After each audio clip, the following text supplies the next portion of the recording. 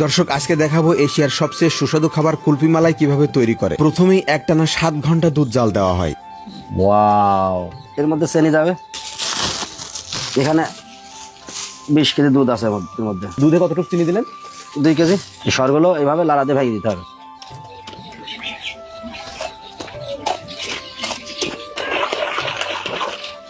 এইগুলো কিন্তু একেবারে সর, তাই তো? না, পুরাটা দুধের সর। প্রিয় দর্শক দেখতে পাচ্ছেন কাকা কিন্তু অনেক সময় দুধ জাল দেওয়ার পর শর্ট তৈরি করলো এবং সেগুলো ভাঙছেন, তাই তো? জি, এগুলো ভাঙছে। আর এটা কিন্তু ঐতিহ্যবাহী কুষ্টিয়ার বিখ্যাত কুলফি মালাই, তাই তো কাকা? কুষ্টার বিখ্যাত কুলফি মালাই। প্রতিদিন কত পিস মতো বানানো? আধা মন দুধ জ্বালাইলে মনে করেন 7 কেজি আসবে। কত সময় জাল দিতে হয় এই দুধটা? 7 ঘন্টা। এখন এর মধ্যে মশলা দিতে হবে। চিনি দিছি, এখন এলাদার ফল যাবে। মেন করে বাচ্চা এলাদার ফলটা এর মধ্যে দিতে হবে। দিলে এর ফজিলাত কি? এর মালার ফ্লেভারটা বাড়বে। সে তো সেই সেন লাগে। মিক্সারটার মধ্যে দিয়ে মালাইগুলো বানাইতে হবে।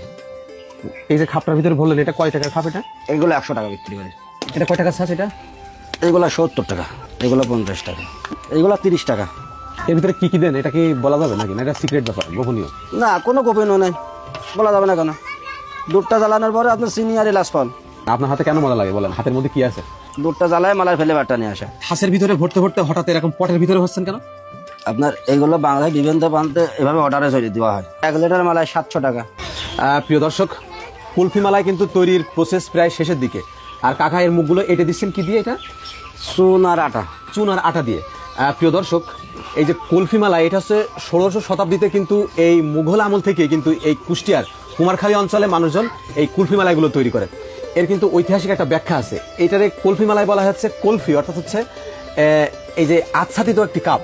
এই আচ্ছাদিত এই কাপকে আগেকার আমলে অর্থাৎ মুঘল আমলে বলা হয়তো যে কুলফি। এই সেই থেকে কিন্তু কুলফি মালাইয়ের উৎপত্তি। এবং মুঘল আমলে কিন্তু মূলত এই কুষ্টিয়ার লালনের কুষ্টিয়া বা রবীন্দ্রনাথ ঠাকুরের এই কুষ্টিয়ার কুমারখালী থানার ভিতরে কিন্তু সেই আমল থেকে এই বিজনেসটা হয়। এই কুলফি মালাই তৈরিতে এত রকম প্রসেস দেখে রীতিমতো অবাক হলাম যে কুলফি মালাইগুলো কিন্তু তৈরি করা হয়েছে।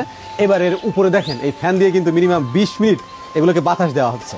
এবার কাগজে মোড়ানো একটি সুন্দর হাঁড়িতে কুলফিগুলো তোলা হবে।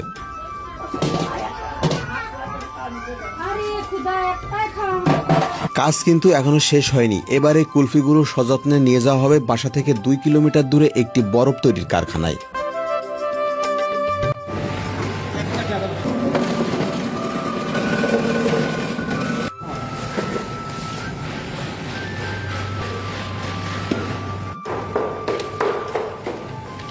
বলুন তো বরফে কেন লবণ দেওয়া হয়?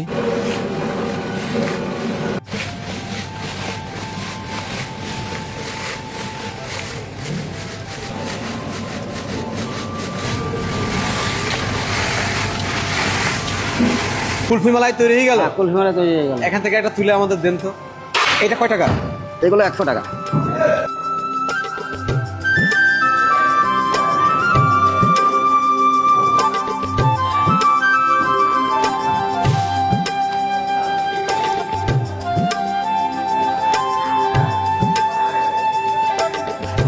কুলফি এবার আমার সাথে থাকা একজন ভদ্রলোক হাতে নিল। আপনারা যারা এটি শৈশবে খেয়েছেন বা এখনো পছন্দ করেন কমেন্টে জানাবেন। কুলফি যে হাঁড়িতে রাখা হয় লাল শালু দিয়ে সম্পূর্ণ হাঁড়িটা বাঁধা হয়। কারণ জানতে চাইলে উনি জানান এই কালারের কাপড়ে দর্শকদের নজর কাড়া যায়। এটা আসলেই সত্য কথা। কুষ্টিয়াতে যারাই কুলফি মালাই বিক্রি করে তারা সবাই এই লাল শালু ব্যবহার করে থাকেন।